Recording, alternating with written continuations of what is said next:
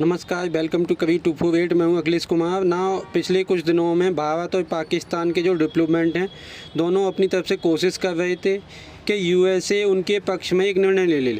निर्णय था एक आतंकवादी संगठन को लेकर। पाकिस्तान के डिप्लोमेट प्रयास कर रहे थे कि टीआरएफ नाम का आतंकवादी संगठन ये यूएस में भी बचा रहे।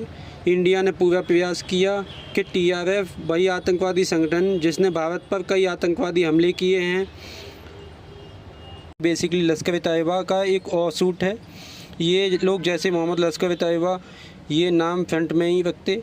ये जो ग्रुप है ये इंटरनेशनली रिकॉग्नाइज्ड है आतंकवादी संगठन है।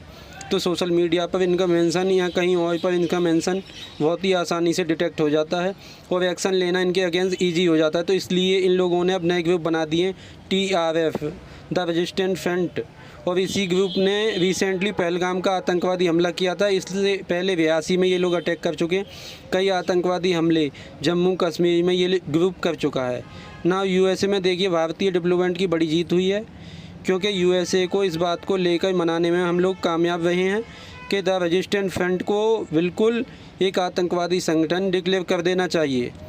और यूएसए ने ये कह भी दिया है और ये अच्छा स्टेप है। यूएसए के जो कई डिसीजन थे किसी को समझ नहीं आ रहे थे, कि इवन कई अमेरिकन को समझ नहीं आते कि यूएसए किस दिशा में जा रहा है। मगर मैं एटलीस्ट ये कहूँगा, जब बात आई आतंकवाद के इशू को लेकर, USA has been strong partner of the republic of India. आप देख लीजिए SCO का जो सबमिट हुआ था, तब चाइना पाकिस्तान ने पहलगाम आतंकवादी हमले को लेकर मेंशन तक नहीं किया था। जबकि क्वाड का एक बहुत ही इम्पोर्टेंट सबमिट जब यूएसए ने होस्ट किया, तब वहाँ पर प्रॉपरली पहलगाम आतंकवादी हमले का मेंशन किया गया था। तो आई मीन देखो, यूएसए के कई इशूज़ हैं। यूएसए भी अपने इंटरेस्ट में काम कर रहा है। ट्रंप की स्ट्रेटेजी है कि रसिया पर प्रेशर बनाना है, उसमें बाय डिफ़ॉल्ट ये इंडिया पर भी प्रेशर बनाने का प्रयास कर रहे हैं, वो अलग चीज़ है। बट उसके बियॉन्ड आप देखो, आतंकवाद के इशू को लेकर यूएसए ने कई जगह, चाहे UN हो चाहे कोई इंटरनेशनल सबमिट हो, हमेशा भारत का साथ दिया है। जबकि चाइना ने यूनाइटेड नेशन में TRF को बचा लिया था। जब पहलगाम मैसेकर हुआ, हमारे निहत्थे सिविलियन को मारा गया, इंडिया ने पहला प्रयास यही किया कि UN में प्रॉपरली डेजिग्नेट करा दिया जाए TRF को as the terrorist organisation. Pakistan ने चाइना को कहा कि ये हमको बर्दाश्त नहीं होगा, आपको TRF को बचाना होगा। और चाइना ने पाकिस्तान के बिहाफ पर, अगेन मैं ये कहूँगा, चाइना ने आज तक आतंकवाद फेस किया नहीं है।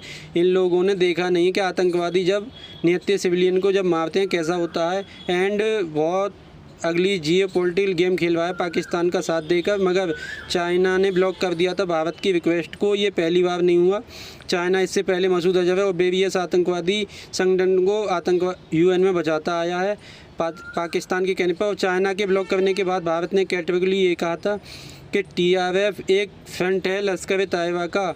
जब लश्कर-ए-तैयबा यूनाइटेड नेशन द्वारा घोषित आतंकवादी संगठन है, तो कल को लश्कर-ए-तैयबा अपना एक और सूट बना ले, अपने अंदर एक और ग्रुप बना ले, आपने उसको भी तो एक आतंकवादी संगठन जल्द से जल्द घोषित करना होगा। तो भारत ने तभी से दृढ़ निश्चय बना लिया था कि आने वाले समय में TRF को भी एक टेरर एंटिटी हम डिक्लेयर कराएंगे एट द यूनाइटेड नेशन। तो उस मुहिम में एक बड़ा स्टेप यहाँ पे ये ले लिया गया है कि यूनाइटेड स्टेट ऑफ अमेरिका अब TRF को मानता है एक आतंकवादी संगठन।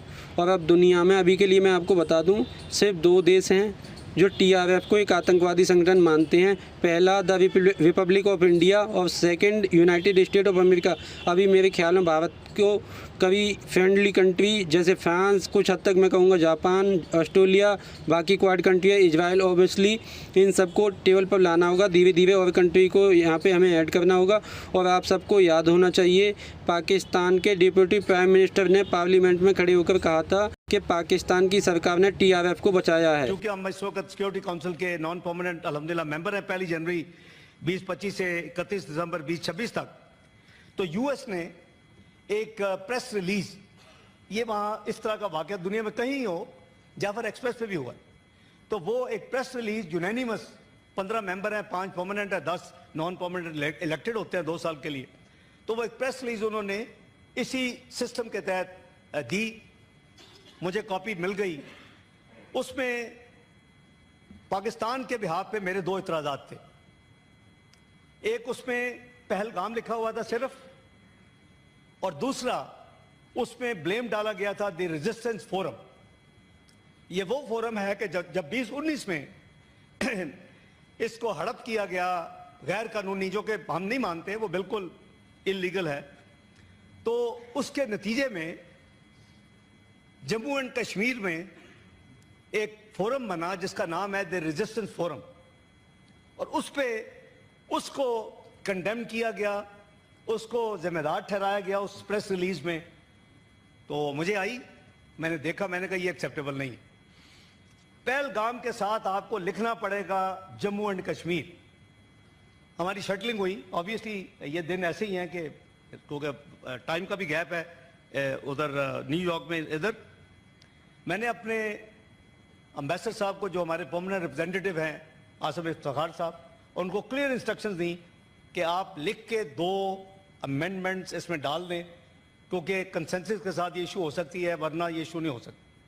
हम उस वक्त तक नहीं करेंगे। और मैंने कहा इनको बताएं कि दुनिया में लंदन से 3 या 4 हैं, तो अगर लंदन में कोई वाकया होता है तो कैसे लंदन लिखेंगे, साथ आगे यूके लिखेंगे या कनाडा लिखेंगे या यूएसए लिखेंगे या ऑस्ट्रेलिया लिखेंगे। भाई एक जगह है, लिखो ना, क्यों शर्मा रहे हो जम्मू एंड कश्मीर लिखने में। दूसरा, मैंने कहा यहां हमें एविडेंस दिखाएं कि ये द रेजिस्टेंस फोरम ने, द टीआरएफ ने किया है, तो फिर हम इसको रहने देंगे, या उनकी ओनरशिप दिखा दें। आपने सुना होगा, सॉरी एक लंबी क्लिप थी, मगर ये क्लिप डालना बहुत इंपॉर्टेंट है ताकि आप समझ पाएँ कि आज के समय अनफॉर्चुनेटली यूनाइटेड नेशन का सिस्टम ऐसा कि पाकिस्तान जैसा देश भी 2 साल के लिए एक नॉन परमानेंट मेंबर बन चुका है यूएन का। बीच में ये यूएन की प्रेसिडेंसी भी संभालेगा पाकिस्तान रोटेशनली बेसिस पर 1 महीने के लिए। इन लोगों ने अपनी पोजीशन का गंदे तरीके से मिसयूज किया है आतंकवादियों को बचाने में। खुलकर पाकिस्तान के डिप्टी पीएम कहते हैं कि पहलगाम आतंकवादी हमला, जो टीआरएफ आतंकवादी ग्रुप है जिसने ये अटैक किया था, पाकिस्तान ने उसको बचाने के लिए पूरा प्रयास लगा दिया। हमको सबूत दिखाओ टीआरएफ कहाँ इन्वॉल्व है। अब एक बार सोच कर देखो, पाकिस्तान का लॉजिक ये है कि भारत ने जब आर्टिकल 370 हटाया था तब टीआरएफ खुद ही खड़ा हुआ था। अब तुम्हें क्या है कि टीआरएफ को यूएसए डेजिग्नेट करता है आतंकवादी संगठन या नहीं। तुम लोग अपनी पूरी सरकार, अपनी मशीनरी उसको बचाने में क्यों लगा रहे। क्लियरली ये जो एक अर्ली गेम है पाकिस्तान का, अनफॉर्चुनेट है।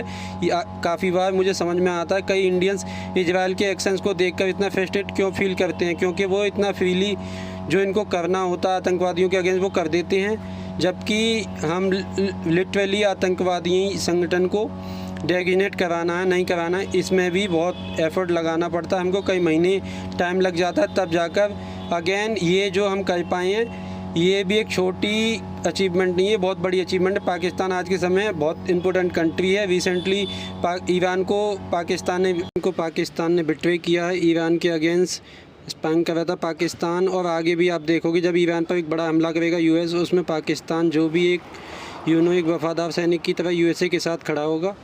तो ऐसे टाइम में एक ऐसा ग्रुप जिसको पाकिस्तान की सरकार सपोर्ट कर रही है, जिसका काम है भारत को नुकसान पहुंचाना, भारत के नेता लोगों को मारना, भारत को इकोनॉमी लॉस पहुंचाना, ऐसे ग्रुप को यूएस स्टेट डिपार्टमेंट काफ़ी इंटरनल बहुत ज़्यादा स्ट्रगल के बाद फाइनली डिक्लेयर करता है एक आतंकवादी संगठन।